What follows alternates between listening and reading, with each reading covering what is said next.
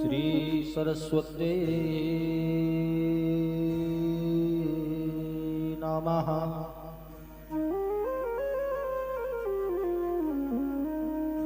श्री वेद पुरुषाय नमः।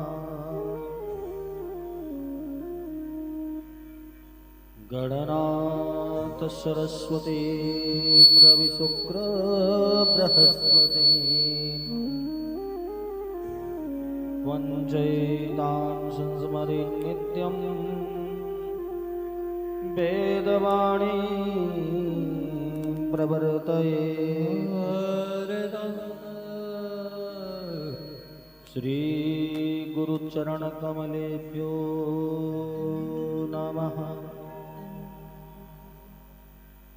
शिवतनय वरिष्ठं शिवकल्याणमूर्तिः परशुकमलहस्तं शोभितं मोदकेन अरुणकुसुममालायालयज्ञोपवीतिः मम हृदये कुरु निवासं श्रीगणेशं नमामि।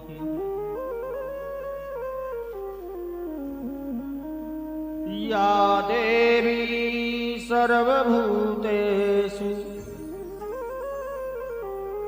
मात्ररूपेण संस्थिता नमस्तस्यै नमस्तस्यै नमस्तस्यै नमो नमः।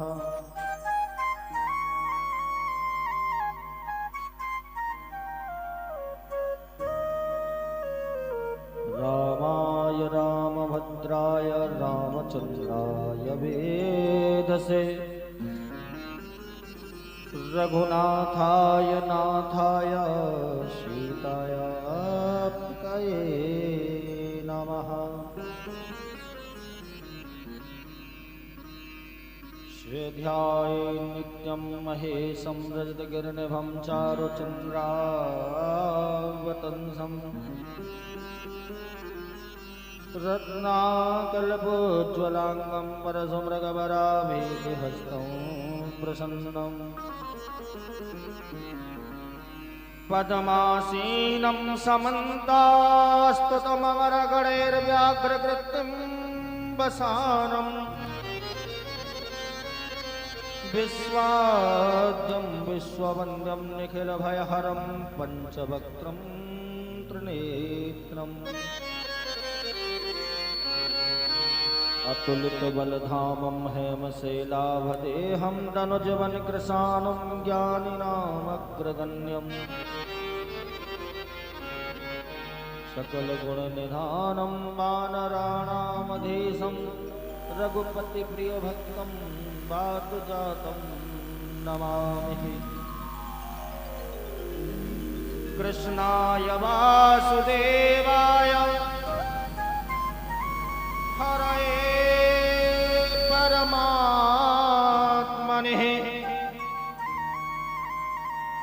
प्रणतः क्लेशनाशाय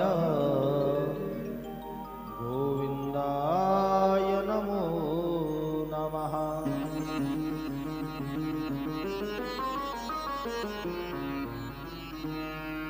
राधे तू मेरी स्वामिनी मैं राधे तेरो दास जन्म जन्म मोह दीजियो श्री चरणों में वास। वृंदावन बिहारी लाल की जय। भागवत महापुराण की जय। एक बार सभी प्रेम से बोलेंगे राधे राधे।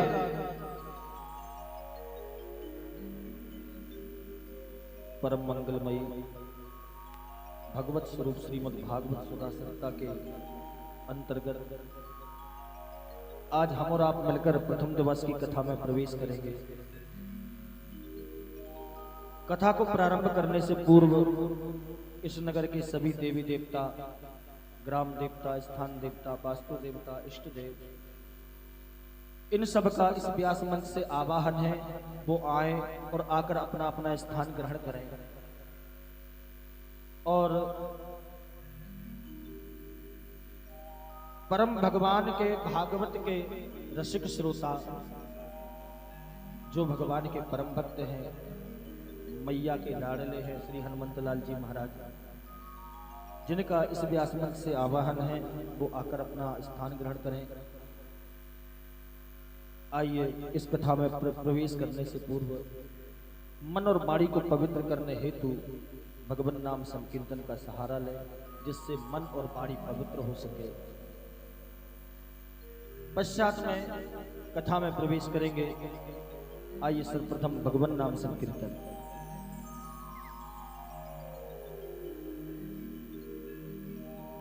छीन लिया मेरा भोला सावन, छीन लिया मेरा भोला सावन, राधा रमण प्यारे राधा रमण, छीन लिया मेरा भोला सावन, राधा रमण प्यारो राधा रमण, छीन लिया मेरा भोला सावन, राधा रमण प्यारे राधा रमण, छीन लिया मेरा भोला सावन, राधा रमण प्यारे राधा रमण, राधा रमण प्यारे राधा रमण, राधा रमण प्यारे राधा रमण, राधा रमण प्यारे राधा रमण, राधा रमण प्यारे राधा रमण, छीन लिया मेरा भोला समन, राधा रमण प्यारे राधा रमण, छीन लिया मेरा भोला समन, राधा रमण प्यारे राधा राधे। दोनों हाथ उठाकर तालियों से बकरिए जय हो।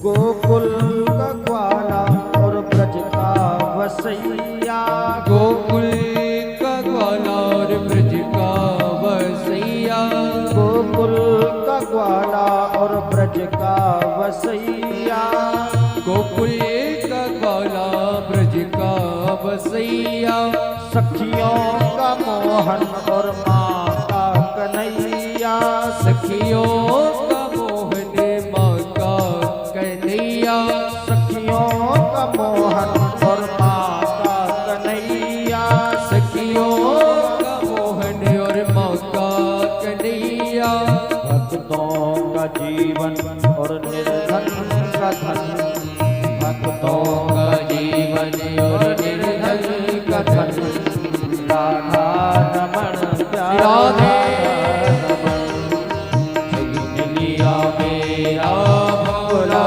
समन, राधा रमण प्यारो राधा रमण, छीन लिया मेरा भोला समन, राधा रमण प्यारे राधा रमण, राधे।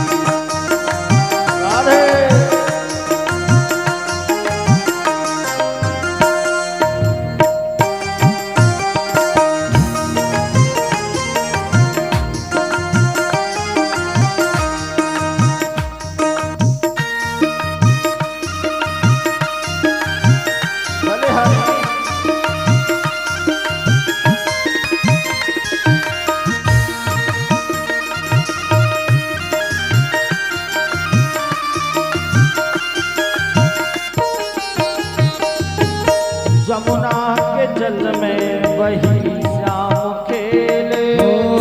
जमुना के जल में वही श्याम खेले। जमुना के जल में वही श्याम खेले। जमुना के जल में वही श्याम खेले। लहरों में उछले और करत किलोरे। लहरों में उछले और करते किलोले। लहरों में उछले और करत किलोरे। लहरों में उछले और करते किलोले। बिछड़न कभी हो मिलन।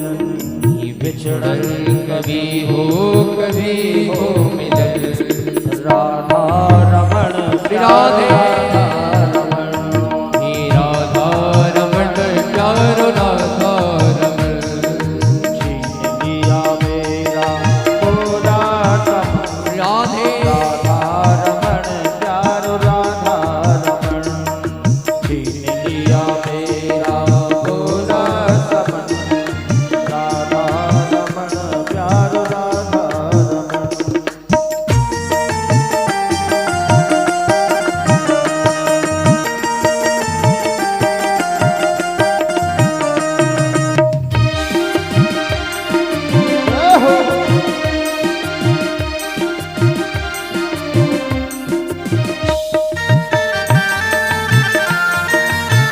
दोनों हाथ में तालियों से रख रही है। जय हो।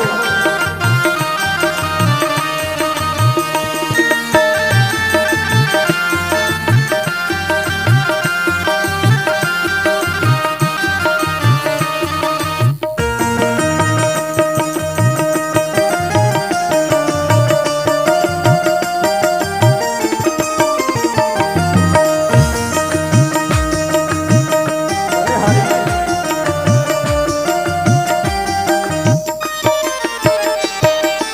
जाकर के देखा वो मंदिर के अंदर।